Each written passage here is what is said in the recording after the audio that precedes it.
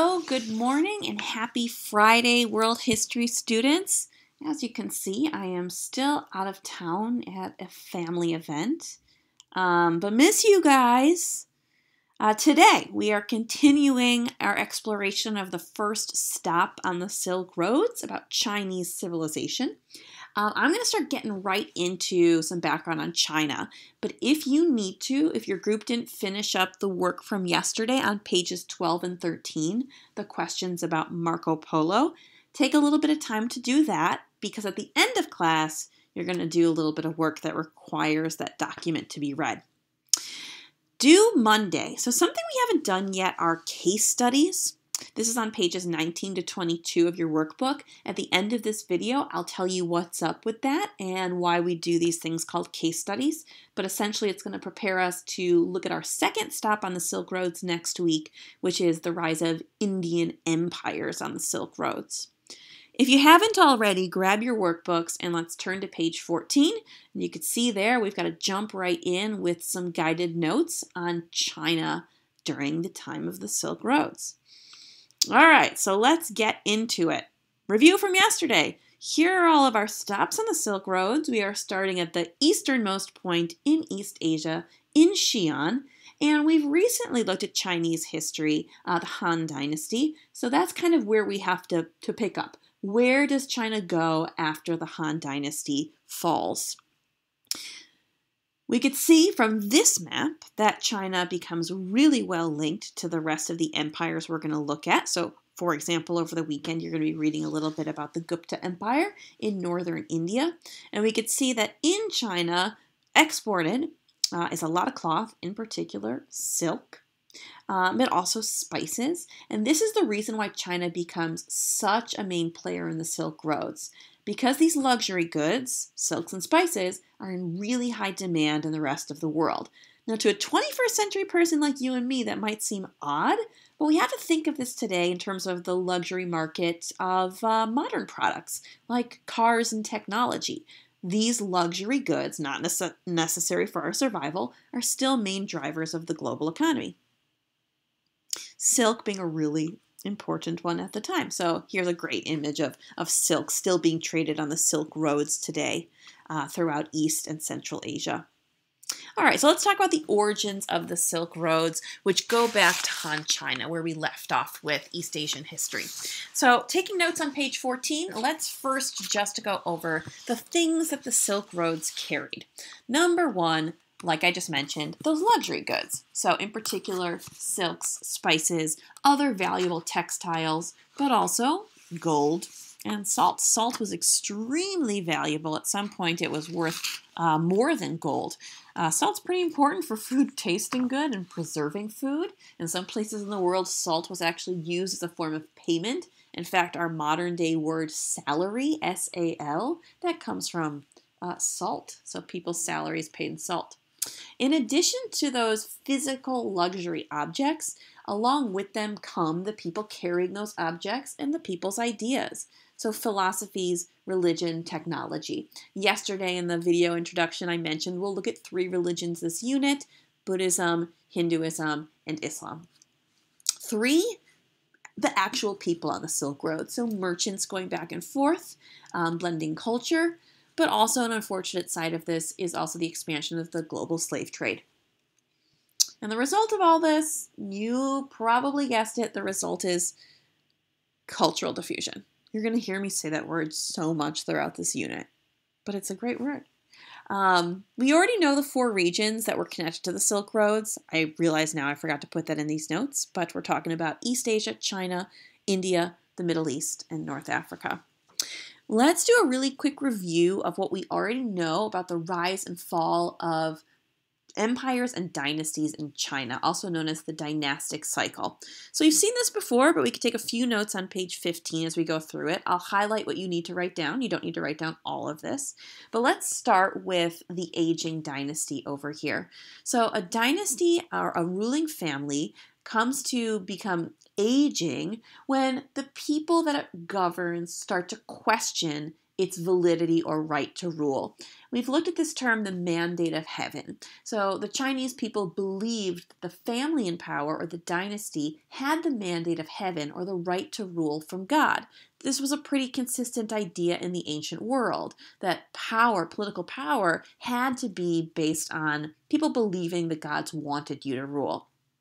So over time, an aging dynasty was believed to have lost the mandate of heaven, and that could be provoked by problems like natural disasters, signs from the gods that that family was no longer favored by the gods. So as those problems set in, a new dynasty comes to claim the mandate of heaven, often after a period of warring states, and that new dynasty does a lot of the stuff that the old dynasty wasn't doing, or recovers peace and stability, convincing the people that they now have the mandate of heaven. So that's what brings us to the end of the Han Dynasty and to the next 3 dynasties, which we're going to talk about today. There's a really short, almost 40-year dynasty after the Han, but the real dynasties that we've got to focus on are the Tang and Song dynasties. So let's get into the Tang and Song dynasties, which become a golden age of Chinese imperial history. Okay, so the collapse of the Han and the rise of the Tang dynasty. So after a very brief dynasty, the Tang reunified China after a period of warring states. Here's a map of the Tang dynasty.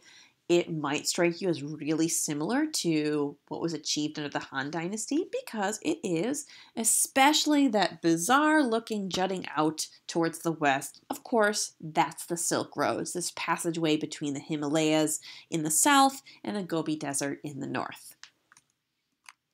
So not only did the Tang Dynasty restore unity to China, but they also took a page out of the Han government book and decided that they were going to implement the same government bureaucracy structure with the same civil service requirements rooted in Confucianism. It produced a really efficient, highly unified government system that was very effective and also was trying to root out corruption by testing people's ethics and morals.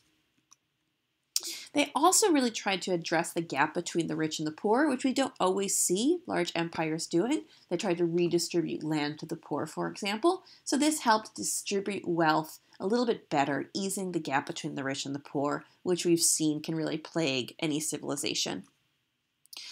From the Tang Dynasty, then we move to the Song Dynasty. And it's really under the Song Dynasty, which we can see is a little bit smaller in the south, that the Silk Roads really begin to flourish. And we see a lot of their programs being aimed at improving the economy. So for example, agricultural innovation, trying to increase food supply so that not as many people need to farm and more people can be involved in commerce.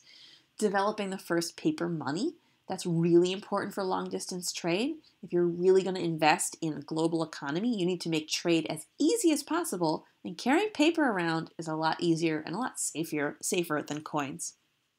They also have a pretty friendly foreign policy to merchants and trade, open borders to foreign merchants, welcoming anyone in that wants to conduct business. Generally speaking, in world history, the more open borders are, the more an economy can flourish. And they also invested in a massive infrastructure project called the Grand Canal. Here's a map of the Grand Canal. You can see it stretches all the way north from Beijing to about this middle of the coast. That's the word I'm looking for. The coast of what's now modern-day China. And that was really important for moving goods, this man-made river essentially north-south between the Yellow River in the north and the Yangtze River in the south. And I'll give you a few examples of how technology and the arts were flourishing at this time of the Tang and Song dynasties. Gunpowder was invented. There's this kind of myth in our culture that the Chinese invented gunpowder but didn't use it for guns. That's not actually true. They certainly did. The first mechanical clocks, block printing, silk weaving, porcelain, jade carving, and all of these things, in addition to silk and spices, were in high demand in the rest of the Silk Roads.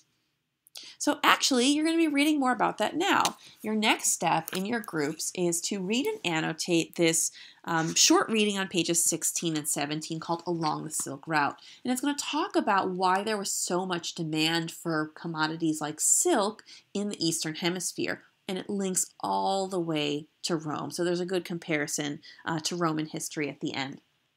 Once you are done with that, something to get done before you leave today is a discussion post on haiku.